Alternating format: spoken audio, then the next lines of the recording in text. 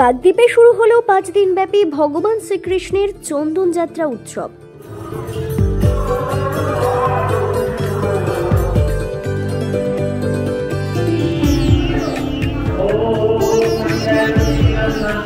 দক্ষিণ 24 পরগনা জেলার কাকদ্বীপ ব্লকে শুভ অক্ষয় তৃতীয়া উপলক্ষে কাকদ্বীপ গৌরীয় সেবাশ্রমে 30 এপ্রিল থেকে 4 মে পর্যন্ত চলছে এই উৎসব।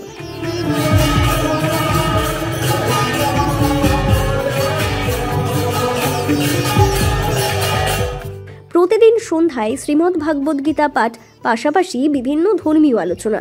প্রত্যেকদিন উপস্থিত থাকছেন বিভিন্ন মঠের স্বামীজি মহারাজরা। সেই সঙ্গে সান্ধ্যকালীন পর্বে রাধা ও কৃষ্ণের নৌকাবিহার বা জলবিহার পর্ব। প্রত্যেকদিন বহু ভক্ত এই উৎসবের আঙিনায় নাম কীর্তনে যোগদান করেছেন। পাশাপাশি ভক্তবৃন্দদের ভোগ গ্রহণের ব্যবস্থা। এই উৎসবের সঙ্গে পহেলা বৈশাখের জগন্নাথ দেবের চন্দন যাত্রার একটি যোগ রয়েছে বলে জানান গৌরীয় আশ্রমের মহারাজ থেকে শুরু করে সদস্যরা। হরে কৃষ্ণ। আজকে এখানে কাকদ্বীপ গৌরীয় সেবাশ্রমের তরফ থেকে ভগবানের অক্ষয় তৃতীয়া উপলক্ষে চন্দন যাত্রা উৎসব পালনের আজকে প্রথম দিবস। আজকে এখানে অক্ষয় তৃতীয়া উৎসব গত বছর থেকে শুরু করা হয়েছে। এই নৌকায় করে ঠাকুরকে নিয়ে জলবিহার, যেটা পুরীতে হয়ে থাকে, বালেশ্বরে ক্ষীরচরে গোপীনাথে হয়ে থাকে, আর সেখানে মদনমোহন, আর বালেশ্বরে সেখানে ওরকম শ্রীবিগ্রহকে নিয়ে পরিক্রমা করা হয়। তারপরে নৌকায় সেখানে পুকুর আছে, জলবিহার করা হয়। সেই অনুকরণে বিভিন্ন গৌরীয় মঠে আমাদের এখন করা হচ্ছে। যাই হোক, মাধবেন্দ্র পুরীপাদ স্বপ্ন পেলেন, যেরকম তাকে বলা হলো যে আমার গোপালের অঙ্গ, আমি যে রয়েছি ক্ষীরচরাতে গোপীনাথ একই অঙ্গ, অতএব তুমি চন্দন এখানেই লেপন করো, তোমাকে যেতে হবে না, তুমি বৃদ্ধ হয়েছ, তুমি বৃন্দাবনে যাবে, সেখানে আমাকে চন্দন লেপন করবে, এমন কোনো কথা নেই। আমি বলছি স্বপ্নাদেশ হলো যে এরকম মাধবেন্দ্র বৃদ্ধ, তুমি তোমার লোকজন নিয়ে তিনি কি করলেন না, পুরী থেকে 2 মণ চন্দন এনেছিলেন রাজা প্রতাপরুদ্রের কাছ থেকে। তারপরে সে যতক্ষণ পর্যন্ত শেষ না হলো, মাধবেন্দ্র পুরীপাদ তার লোকজনকে নিয়ে সেখানে ক্ষীরচরা গোপীনাথে বালেশ্বরে তিনি ততদিন পর্যন্ত চন্দন লেপন করতে রইলেন, সেটা 21 দিন যাবৎ। খুবই আনন্দের বিষয়। আমি খুব ছোটোবেলায় এখানে ছিলাম, প্রায় 20 বছর, ওখানে গেছি 42 বছর, ঘরের বাইরে 67 বছর। এ সমস্ত যা দেখছেন সব নিজে হাতে কষ্ট করে করা, ইত্যাদি ইত্যাদি। কাকদ্বীপের সঙ্গে আমি দীর্ঘ বছর, সেই ছোটোবেলার থেকে ধরুন আজ 61 বছর কাকদ্বীপের সঙ্গে যোগযুক্ত আমি। অতএব আমার খুবই ভালো লাগছে, খুব আনন্দের বিষয়। অক্ষয় পয়লা বৈশাখ রথের দিনেও এসেছিলাম, ইত্যাদি। রথ দর্শন করে আবার ফিরে গেছি আমি। ভগবানের মন্দিরে ভগবানের উৎসব 12 মাস বিভিন্ন রকমের উৎসব আছে, যেমন দোল পূর্ণিমা, নৃসিংহ চতুর্দশী, ঝুলন যাত্রা, জন্মাষ্টমী ইত্যাদি ইত্যাদি।